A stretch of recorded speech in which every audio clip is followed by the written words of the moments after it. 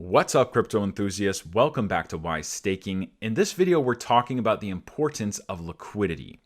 And my stance is that liquidity is of the utmost importance, and having a massive pool of liquidity is going to be the thing that determines whether that project can grow and have a bigger and bigger market cap. It's crucially important. And I have a very strong stance on this. In fact, the token that I created, Wise Token, its whole concept is based on the initial creation of a massive liquidity pool. So with Wise Token, we actually sell, or the contract sells, one half of the supply over a period of 50 days. And then it uses that money to pair with the other half of supply to create a massive pool of liquidity on Uniswap. So one half sold directly from the contract, then it takes the money, pairs it with the other half, creates the Ethereum/Wise pool, and then burns the keys. Creation of massive liquidity. Currently, we have 2580 Ethereum in the contract, so we're going to have a liquidity pool of $2 million. And our target by the end of this, in 60 days or so, is $100 million. And we could have done anything with the money. We could have designed it any way we wanted, but we designed it specifically this way to add and create massive liquidity. We could have just pocketed the money like so many other projects do and say, oh, well, that's the fee for our token. Thank you. And then just move on.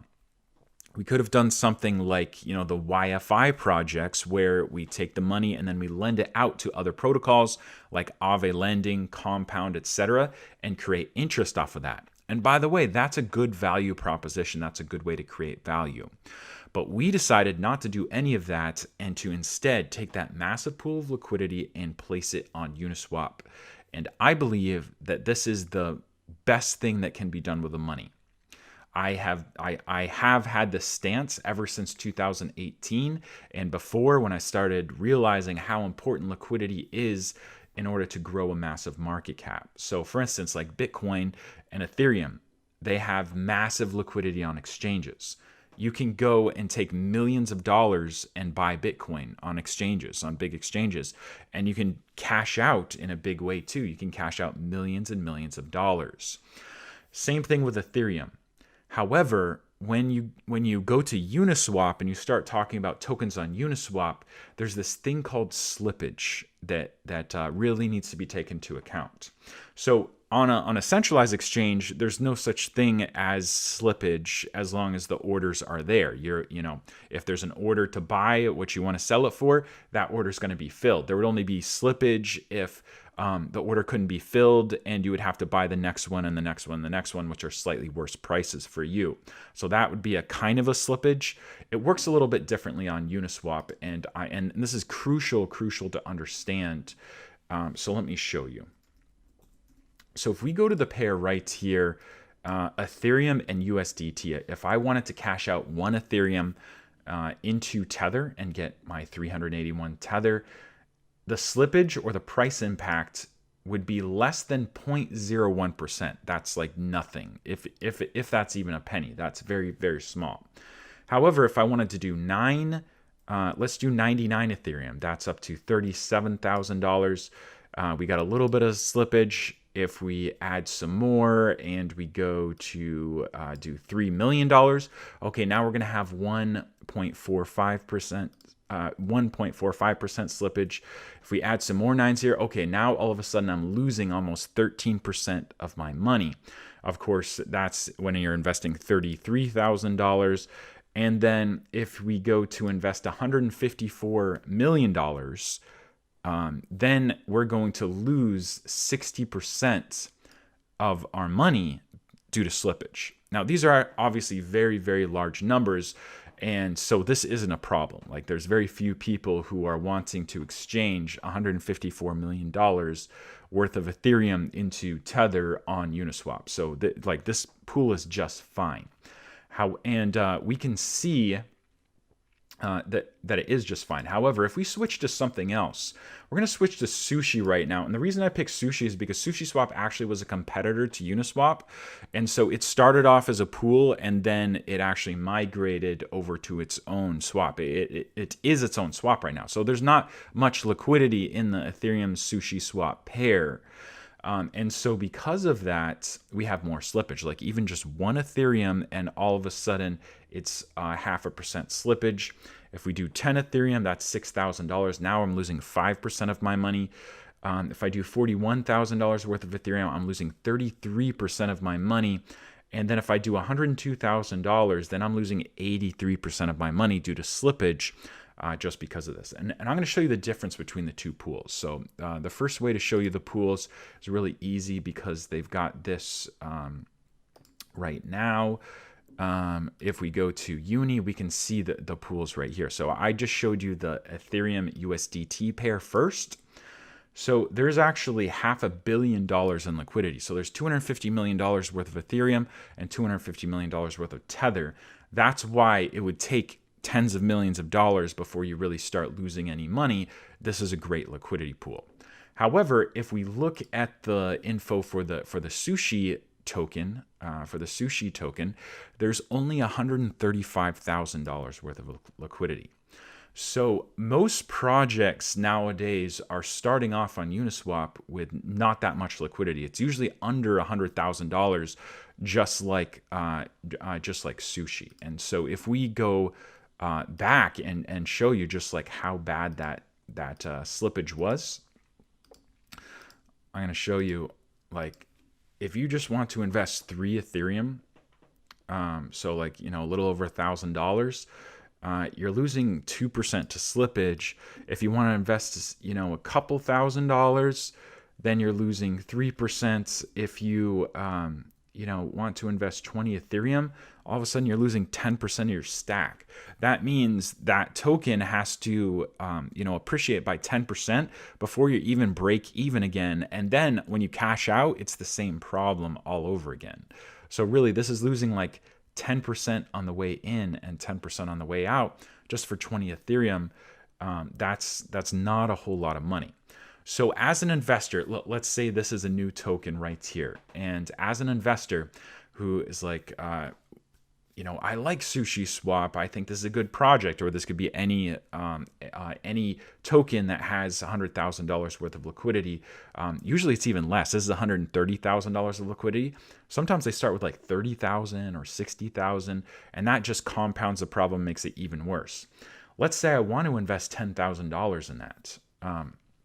Let's actually switch to Tether so I can show you just from a dollar perspective. So let's say I want to invest $10,000 in that. I'm losing 12% just to buy in. I'm going to lose 12% to get out as well. So am I going to invest $10,000? No, I'm not. I'm going to invest, 10% of that or even less, because I'm already losing 1.3% just to buy in. So this is the problem with liquidity on Uniswap, and you need to start, like, you can see if a project started with millions of liquidity, all these investors that are there that like the project, that we're willing to put in 10 times, 20 times, 100 times as much, are going to be able to invest, versus something like this, where if you only have a little bit of Uniswap, of liquidity on Uniswap, you're not going to be able to invest that much at all before you get cut off. And so I want to go to the thumbnail graphic and actually show you how much the projects are actually missing by starting off with only a small amount of liquidity on Uniswap. So this guy right here is representing the guy that just has, less than $100 to invest, which is a lot of people. This guy represents, a few $100 to $1,000. This guy's like $10,000. This guy's like at least $100,000, and these are the big investors that can be, $500,000 to upwards to millions of dollars. So when they see your project, and if they like your project, if you only have $50,000 in Uniswap liquidity, you're going to get all these guys, which is fine, but that's not a whole lot of money. You're gonna get some of these guys, but you're still gonna start to get into slippage. Even when we're just talking about $1,000, it's gonna be like 1%, 2%, 3% slippage, which is kind of annoying. When you go into $10,000, then we're talking about 11, 12% slippage or more if you're less than $100,000 liquidity. These guys, no way they're going to invest $100,000. There isn't even $100,000 of liquidity. They would be losing like 80, 90% of their money. And these guys obviously aren't going to be putting in millions. So like everybody might still invest, but it's just they're all investing $1,000 instead of this guy investing 100, this guy investing 1,000, this guy 10,000, 100,000, and multiple hundreds of thousands. So the difference between that is like 1, 2, 3, 4. Okay, so less than $4,000 compared to potential hundreds of thousands of dollars you could have had for your project. So this is a huge, huge, huge deal. And that is why Wise is starting off with such amazing initial liquidity. So like I said, like you can see, we haven't even started yet, and there's already just about $1 million in the contract. It's paired with Wise, so that means $2 million worth of liquidity that is already going to Uniswap. So we're already starting from a point where even if we stopped today and didn't have any more reservations, people could still invest tens of thousands of dollars, no problem, and not have slippage. But by the time we're done, and when we have tens of millions of dollars, hopefully we can get $100 million. That's kind of like my big goal that I'm going for by December 31st. I want to put $100 million on Uniswap. If that's the case, then we have the potential for big investors and even institutional investors to look at our project and be like, yes, this is a cool project. This is something that looks really stable, really safe, something that can go up significantly and really guards the price from corrections to the downside too. And they could invest potential millions and millions of dollars. So that is what I'm going for, and that is why I believe that adds so much more value. Because let's compare to YFI, for instance. The YFI protocol takes people's money and it lends it out to Aave lending, Compound, stuff like that.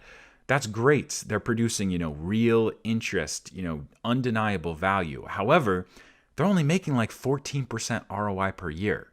Like it's not that much. It's just, go to Aave lending, go to Compound. You can see what their ROI is on a daily basis. You're only getting about 14% per year. Best case scenario, like maybe there's some backdoor deal I don't know about and they're getting 20%, but like still, even 20%, that's nothing. That's nothing, like absolutely nothing compared to the difference between getting less than $4,000 and getting hundreds of thousands of dollars to potential millions of dollars. So value creation, it's a tricky thing. A lot of people misunderstand that. A lot of people look at YFI and compare it to a token that doesn't have a quote unquote use, quote unquote product, where the actual product is the token itself. And they say, oh, I can't see the value in that token. I can't see the use. Yet they look at YFI and tokens that do the lending thing, and they're like, okay, it makes total sense that YFI token went from less than $100 all the way up to $44,000. You know what? It did not go like that. The YFI token did not go up to $44,000 because of the fact that they're making 14% interest per year. Like that's not how that happened. You can't, that's not even 2x, let alone, thousands of x from going to $44,000 for the valuation of the YFI token. So you got to ask yourself, where did that value come from? And it came from adoption. It came from people who saw it, thought it was a good idea, and like, I'm going to put my money there. And people placing their money in that protocol, as opposed to placing their money anywhere else, exponentially increase the returns. So a lot of people misunderstand where value comes from and don't understand that you can have exponential returns simply because people want to buy it. And if you have a sustainable protocol like Wise is, that like is going to have no issues being here 5 years, 10 years, 20 years from now, still going to be working, still going to have people using it, well, then that is an amazing thing. And that's an amazing value proposition. So we looked at everything that could be done with the money, lending, all this other stuff, and came to the conclusion that the best thing that can be done with the market is creating an instant market on Uniswap by creating mass liquidity on Uniswap that gives the potential for big investors to come in and for big investors to also cash out without any slippage whatsoever. This is huge because, as far as, creating exponential value for the price of the token to go up, well, we do that because we have interest. We do that because we have a referral program and constant people making content. We do that because we have marketing. So we can, spend $10,000 a month on marketing and get all sorts of ads and have amazing adoption and people buying in and buying in and buying in. We can have an amazing referral program like we do and have the potential for, millions and millions of users to come in and like and use the product. But if the liquidity isn't there, a huge portion of the potential money that would like to invest in the product is not going to be able to be placed there because of slippage. So the best possible use case for the money is to create a massive pool of liquidity, because that's the only way to solve that problem. You can solve the problem of adoption and creating ongoing people coming in and buying your token like that. You can solve that through marketing. You don't have to solve that through lending and have actual money making money. It doesn't create enough value. Like that doesn't create enough value, and then you've still got the slippage problem too. So the only way the slippage problem can be addressed is by having massive amounts of liquidity. There's no way to get around that. So the best way to place the money is to form that liquidity. And then we just have, all these other amazing things to deal with the value propositions and like making sure this thing is still going to be useful, that people like it, and that it's still going to be around. So we're going to wrap it up there. I hope that was useful to you. If it was, don't forget to smash that like button for the YouTube algorithm. If you have any questions, even if you disagree with me, if you agree with me, or if you just want to show your support for Wise and you like my videos, go ahead and comment below as well. So thank you once again for watching, and I will see you in the next video.